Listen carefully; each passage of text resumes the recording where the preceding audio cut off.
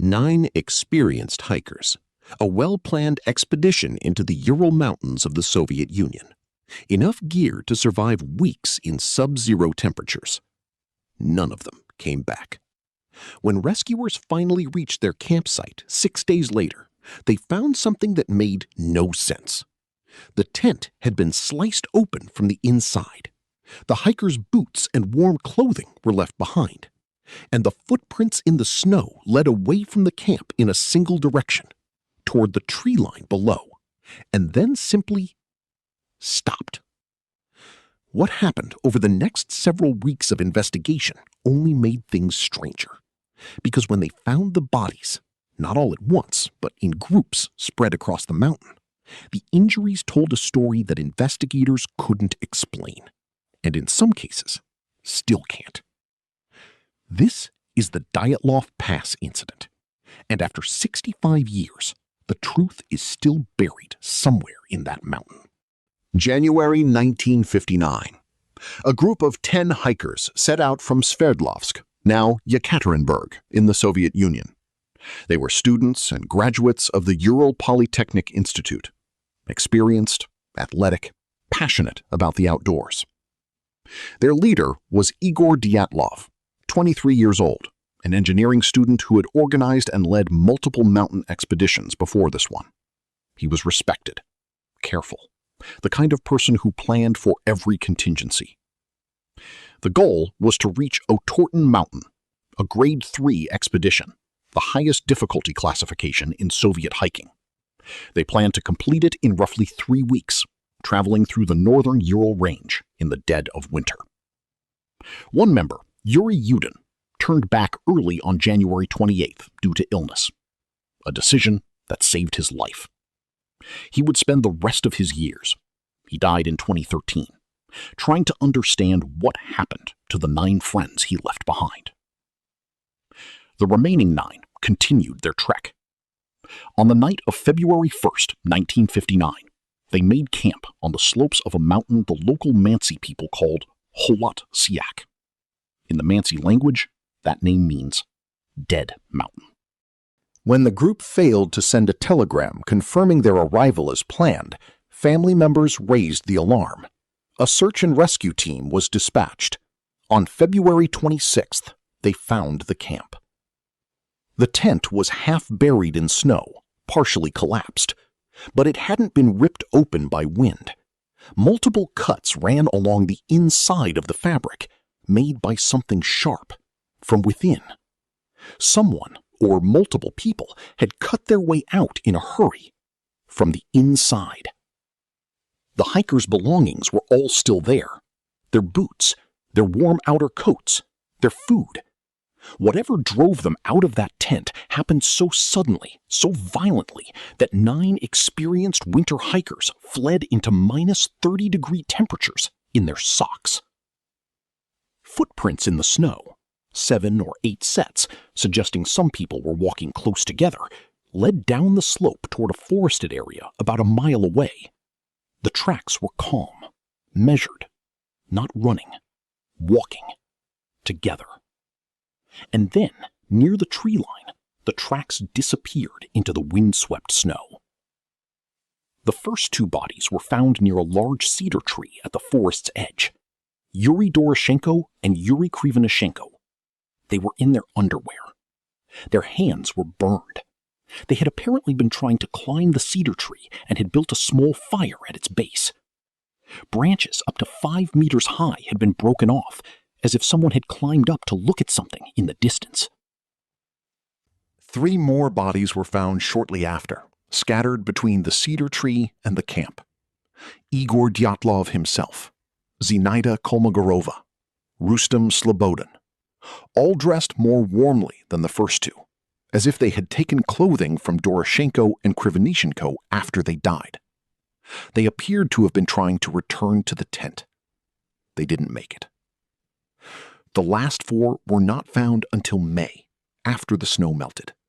They had been buried under 4 meters of snow in a ravine. And when they were recovered, that's when the case stopped being merely tragic and became something else entirely. Lyudmila Dubinina, Semyon Zolotaryov, Nikolai Thibault-Brignol, and Alexander Kolovatov, found together in the ravine. Their injuries were catastrophic and deeply, deeply strange. Thibault-Brignol had a severe skull fracture. Dubinina and Zolotaryov had multiple broken ribs, bilaterally, meaning on both sides of the chest simultaneously.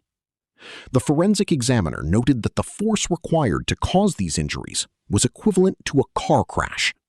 There was no external bruising, no cuts, no signs of a physical assault from another person. Something had crushed them from the inside. And then there was Lyudmila Dubinina's tongue. It was missing. Her eyes were missing. These soft tissues had been removed or had decomposed rapidly in the meltwater of the ravine. Investigators were divided on whether this was an animal, decomposition, or something else. They never agreed. One final detail. Several of the hikers' clothing, when tested, showed unusually high levels of radioactivity. The source was never conclusively identified. Soviet authorities closed the investigation in May 1959. The official cause of death, a compelling unknown force. That phrase has haunted researchers ever since. In the decades since, investigators, journalists, physicists, and obsessive researchers from around the world have proposed dozens of explanations. Here are the ones taken most seriously. The avalanche theory.